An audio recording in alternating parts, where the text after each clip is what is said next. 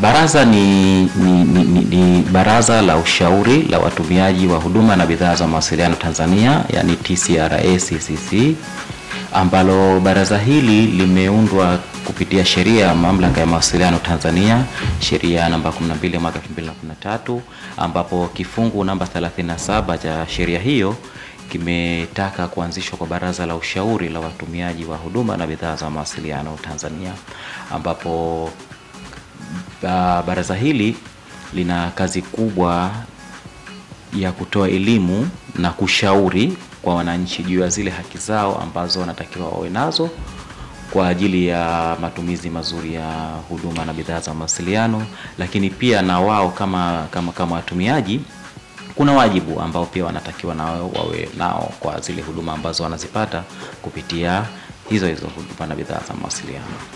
Na baraza lina sehemu kuu 3 za kufanya kazi, ambapo moja ni sehemu ya ICT, tunaita Information Communication Technology, kwa Kiswahili wanaita TEHAMA.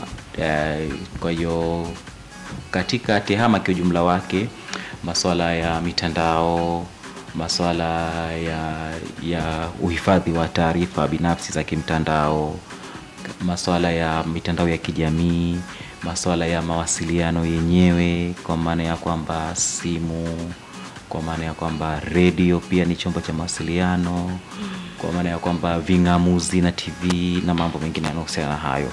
Zote hizo sisi tunatoa ushauri kwa wale watumiaji wa mwisho ambao ni wananchi juu ya utumiaji wa vitu hivyo, lakini pia juu ya haki na wajibu wakati wa matumizi ya hivyo vitu.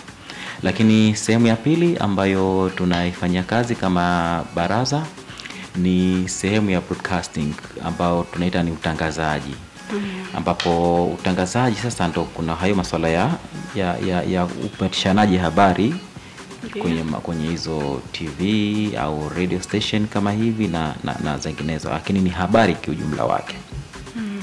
Lakini sehemu ya 3 ambayo tunaifanyia kazi ni sehemu ya posta na vipeperushi, ambapo kwa Zanzibar sio sana masuala ya vipeperushi, lakini ni yapo kwamba kwa mfano watu wanatuma vifurushi vyao kutoka sehemu moja kwenda sehemu nyingine, lakini masuala ya posta, matumizi ya zile posta zile zenyewe, zile namba za posta, kwamba unaweza ukamwambia tu mtu mimi natumia post number mfano kama 1320 Zanzibar, na taarifa zako zote zinaweza zikapitiwa kupitia pale kwa sababu wewe ndo address yako ile.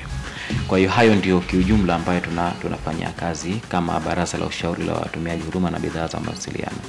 Lakini pia kuna wajibu, ambao wajibu huo ni wajibu wa mtumiaji mwenyewe, ambaye kama mtumiaji tunataka kumwambia ana wajibu gani wakati anapotumia masuala kama hayo. Kwa mfano kama ukija kwa masuala ya matumizi ya simu, na wajibu wa mtumiaji kuhakikisha kwamba anatumia ipasavyo kama malengo ya ile simu yalivyokusudiwa, na asitumie katika matumizi mengine yaliyopo kinyume na yale ambayo yalikusudiwa. Hayo ndio ambayo tumewaletea watazamaji wasikilizaji leo hii. Sawa, matumizi mazuri ya mitandao ya simu. Tumeona siku hizi watu wengi wanazitumia simu tofauti na vile ambavyo imekusudiwa. Natamani kufahamu kwa upande wenu ni ushauri gani hasa ambao tunaweza ni kitu gani hasa ambacho tunaweza tukazungumza na wasikilizaji katika engo hii ya matumizi ya simu, tukawaelekeza ni namna gani ambavyo tunaweza tukatumia ili kusiwe na matumizi mabaya zaidi, kwa sababu tumeona sasa hivi vitu ambavyo vinapostiwa hasa katika mitandao ya kijamii, tukiangalia katika TikTok huko na mitandao mingine, maudhui ambayo tulikuwa tunategemea kwamba ndio yatakuwa yanatumwa na ambayo yanatumwa sasa hivi ni vitu viwili tofauti.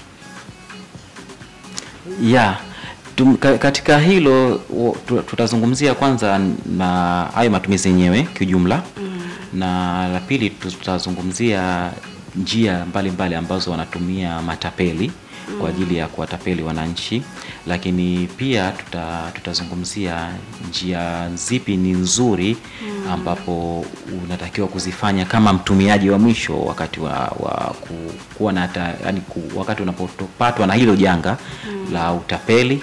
Lakini pia tutazungumzia njia nzuri ya kuhifadhi taarifa zako muhimu katika mitandao ya kijamii na simu. Ndiyo. Okay. Kwanza tungeanza kuzungumza kwenye upande huu wa matumizi yenyewe, alafu tutakuja kuulizana sasa kwenye hizo njia ambazo tunaweza tukazitumia. Okay. Sawa.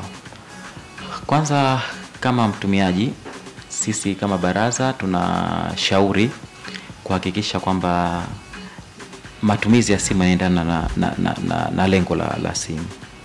Kwa mfano, lengo la simu za kawaida manake ni kupiga na kupokea.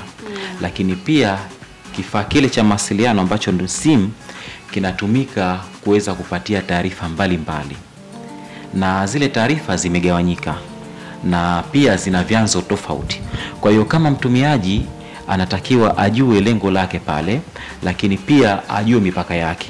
Kwa sababu kuna watumiaji wengine ndio hayo matumizi mabaya yenyewe anaweza akatumia yeye kwenye masuala mfano ya kimtandao, kusearch masuala ya machafu kama picha za ngono.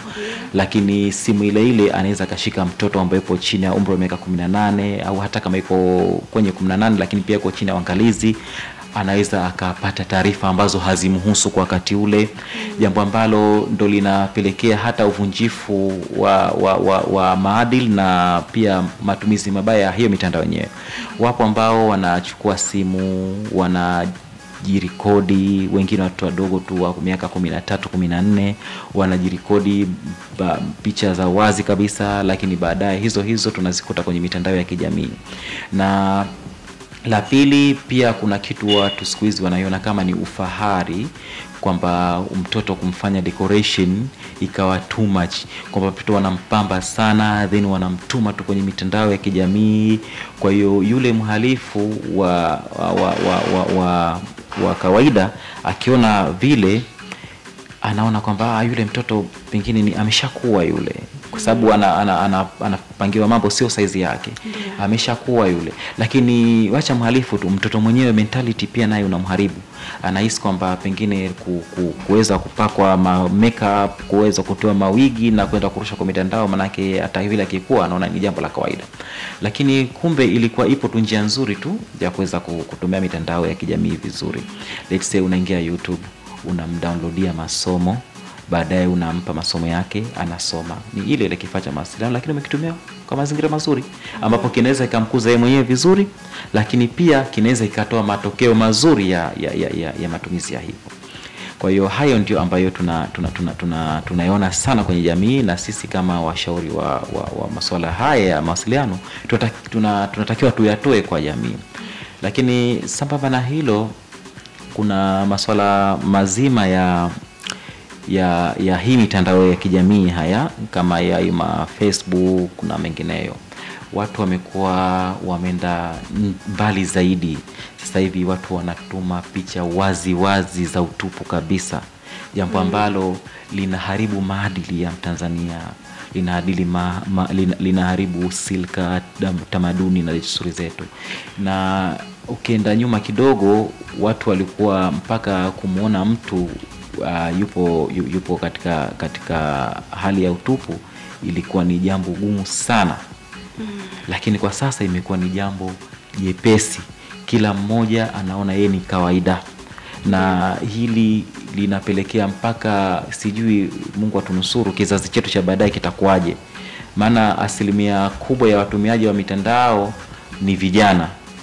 Yani karibu asilimia 70 au 80 ni vijana ambao wanatumia mitandao. Na vijana hao tukumbuke ndio taifa la kesho, ambao hao ndio tunategemea waje wawe viongozi wetu, waweze kutuongoza katika nchi yetu, waweze kuongoza katika taasisi zetu mbalimbali. Lakini wao ndio wa mwanzo kuweza kufanya hizi shughuli za kujiweka mitandaoni na matumizi mabaya haya ya mitandao. Sasa sijui tutaambia vipi wale ambao watakuja baadaye kwa ajili ya kuja kuweza kuongozwa na hawa. Manake mtu toka yuko mdogo anaanza kukua katika mazingira hayo. Kwa hiyo ni wajibu wetu sasa sisi kutoa hii elimu, lakini wananchi na wao ni wajibu wao pia kuweza kudeal na watoto wao katika mazingira hayo na kuweza kuwakataza baadhi ya mambo, alimradi tuweze kuingia katika misingi mizuri ya kuweza kuwa na watu ambao wenye maadili mazuri.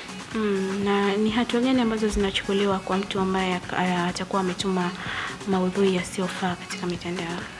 Kwanza hili ni kosa kisheria. Ni kosa kisheria na mwenye mamlaka ya kuchunguza na kufuatilia haya ni jeshi la polisi, ambapo na wao wana sheria zao, wana taratibu zao na wana maadili yao ya kazi pia.